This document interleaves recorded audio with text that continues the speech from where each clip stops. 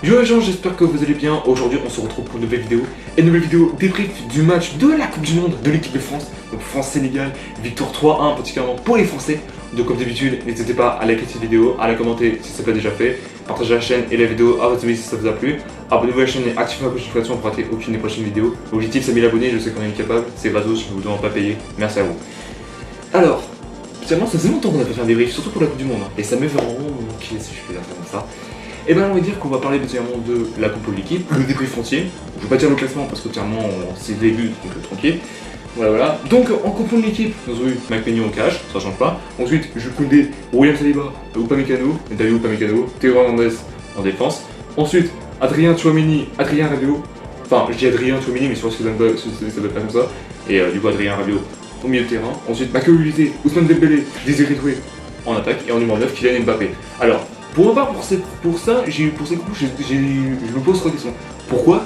Alors déjà, pourquoi Kylian Mbappé est en numéro 9? Pourquoi il est titulaire? Et pourquoi il est capitaine? Sans déconner. Voilà, franchement, pour moi, Kylian n'a pas l'oseille clairement pour être capitaine. Après, je sais rien. Et le numéro 9, faut que tu le laisses à quelqu'un d'autre. Il est plus la place en numéro 10, si je peux dire comme ça, côté de Kylian. Bon, on part en débrief, les gars, et je vais faire un petit mon analyse après pour chaque mi-temps en réalité de base. Alors, première mi-temps, bon, je pense que il n'y a pas spécialement grand chose à dire là-dessus en réalité de base.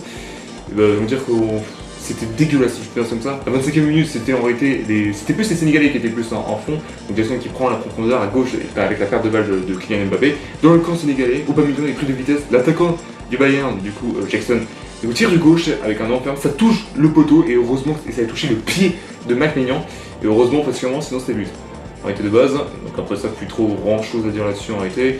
Ben, j'ai vu juste avec deux grosses occasions si je fais comme ça, et là virement à la toute dernière seconde, avant la mi-temps, donc je se rapproche dans la cage de la France, donc c'est les Sénégalais qui passent l'attaque. Mané part à gauche dans le dos de Olise pour obtenir un ballon débarqué dans la zone de vérité. Ça passe en entrée déviée par Saliba, profite Pasteur qui me cadre sur le demi-volé du droit de près. Et surtout que, en réalité, j'étais en live TikTok. Alors, si vous voulez me voir, finalement, commenter, peut-être rager, et bah, il faut aller sur mon TikTok, en réalité, les gars. En vrai, c'est vraiment plaisir. C'est une petite pute que je vous passe. Et bah, j'ai envie de dire que, tiens, là, il s'est fouté de la gueule des Sénégalais. Parce qu'en réalité, le but est vide, Mike Maignan était à l'autre bout, il a réussi quand même à le louper. C'est ça qui m'a buté derrière. Donc voilà, mi-temps entre les deux équipes, 0-0. Alors, pour mon analyse, je peux dire entre les deux, c'est que la France n'existait pas du tout à la première mi-temps, parce que là c'était plus les Sénégalais.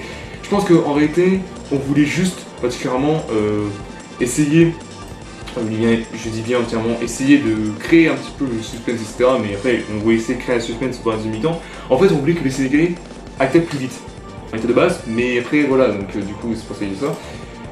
Voilà, après ça reste mon avis. Alors du coup, la deuxième mi-temps, j'ai envie de dire que les Français sont plus à la hauteur, si je peux dire comme ça. Du coup, c'était à la 53e minute, une grosse parade de Mendy. Le gardien du Sénégalais s'est interposé, une frappe tir croisée du pied gauche de Olise qui vient de signer la meilleure occasion des Bleus jusqu'à présent. Tout est parti d'une récupération haute de Koundé dans l'axe. Et voilà, du coup, après ça, et là, voilà, totalement, là, je vous dire, à la 57e, finalement, il y a eu encore une occasion, mais après, j'ai besoin de votre avis. Ouais, et du coup, seulement Olise qui décroche assez bas pour récupérer dans le lancement de Mbappé en profondeur. Le capitaine français passe entre deux Sénégalais qui frappe du gauche, malgré le retour de Diatta et Edouard Mendy qui est l'un des meilleurs joueurs en sécurité, meilleur gardien, pardon, qui laisse traîner le pied gauche et les tourne. Et là, j'aurais besoin de vous, par information. Ouais, parce qu'en réalité, Diouf, là, surtout c'était pour une occasion française, Diouf est déposé à l'extension de Kylian Mbappé, départ à droite, et départ dans la surface de Sénégalais, le tac glissé de Sadio Mané le met à terre, la VAR du coup intervient. Et pour ma part, et je dis bien pour ma part, finalement il le fait tomber.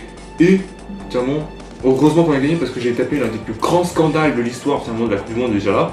C'est que Pagani, l'arbitre, rend son verdict et du coup le tacle de Sadio Mané ne vaut finalement pas penalty. Pardon.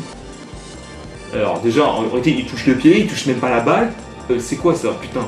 Non, heureusement que finalement ça a repris juste derrière parce que franchement là j'ai pété un pont. Et bien je vous dis que 5 minutes plus tard, que j'ai beaucoup critiqué Kylian en live parce qu'en réalité je n'ai pas confiance en lui, il m'a répondu présent. Le temps fort de la France se porte ses fruits. Olise à l'arrêt de l'aile droit, sauf une passe inspirée du gauche qui enroule jusqu'à Mbappé au premier poteau. Cette fois le capitaine ne le loupe pas et ouvre le score du droit près du coup de près de la cage. Et je suis désolé Kylian d'avoir critiqué derrière. Je peux tout de suite.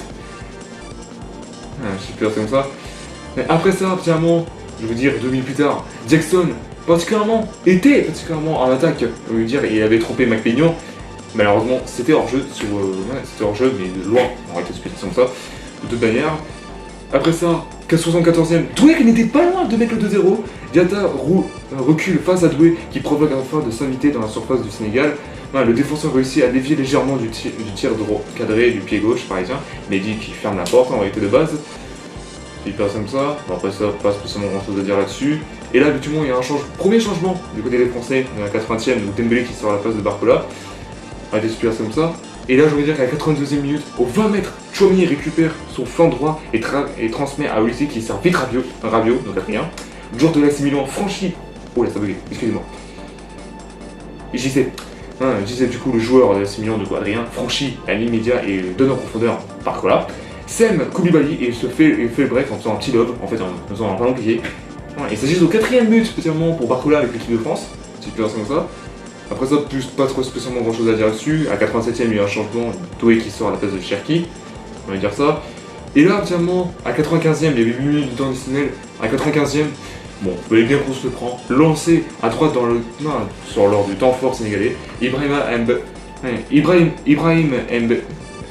Mbaye, je crois que ça dit comme ça en réalité, mystifie Théo Hernandez et pénètre dans la zone de vérité.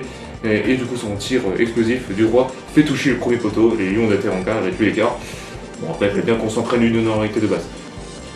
Et je veux dire qu'une minute plus tard, Mbappé répond présent. Easy, omniprésent. Du coup, bataille entre deux Sénégalais, donc Koulibaly qui pousse Magré vers Kylian Mbappé. Le Sképien recule, puis il s'empare du ballon, se retourne et fait une frappe de patate de 20 mètres, 5 mètres. Et bah, c'est un beau but, j'ai envie de vous dire, et le but magnifique qui sert à Kylian devient le meilleur buteur de l'histoire de l'équipe de France avec 58 buts. Derrière Olivier Giroud et Thierry Henry. Enfin, Olivier Giroud de base en réalité. Et là, je veux dire que notamment en 2 temps sur sa ligne, gardien, à la toute dernière seconde, le gardien McPignon sauve la France de l'intervention maladroite d'Aurélien, c'est Aurélien et non pas Adrien, je suis oublié de préciser, Chouameni qui voulait neutraliser un centre dangereux. Voilà. Alors, finalement, tout le monde réclamait qu'il y avait but en réalité de base. Heureusement qu'il y avait le ralenti et heureusement qu'on a vu qu'il n'y avait pas but. Et ben j'ai envie de dire que entrée en lice, réussi pour les Bleus, 3-1, j'ai envie de vous dire ça. On espère pour que la France ça va bien se passer. Prochain match contre l'Irak et j'espère qu'on va tout casser, c'est tout ce que je demande. Merci à tous d'avoir suivi cette vidéo, n'hésitez pas à liker, à la commenter si ce n'est pas déjà fait. Partagez la chaîne et la vidéo à vous si ça vous a plu.